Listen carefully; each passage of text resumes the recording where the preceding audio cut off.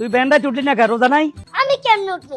আমি না কইছিলাম যে আমার একটু ডাক দিবার লেগা, আমার তো কেউ ডাকি দেয় নাই। ভোর রাতে ডাকতে ডাকতে মানে আমার মাথায় নষ্ট হয়ে গেছে। কয় না একটু পরে উঠবো একটু পরে উঠবো, এমন করতে করতে সিয়ারি টাইমই শেষ হয়ে গেল। সেই সময় যে আমি উঠতে যাই, কোন শয়তানে মনে হয় আমার শরীরটা মেসেজ করে। দোয়া দরুদ পড়বি, তোর তো শয়তান থাকে না।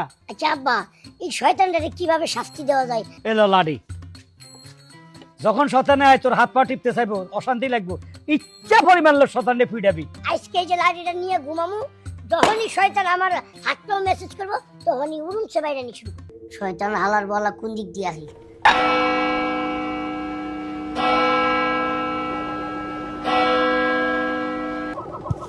এ হালার পালা, শয়তানের ঘরে শয়তান। আমি শয়তান না, আমি একদম সরাসরি মানুষ। তোরে দরবার লেগে আজকে আমি সারা রাত জায়গা রেখি।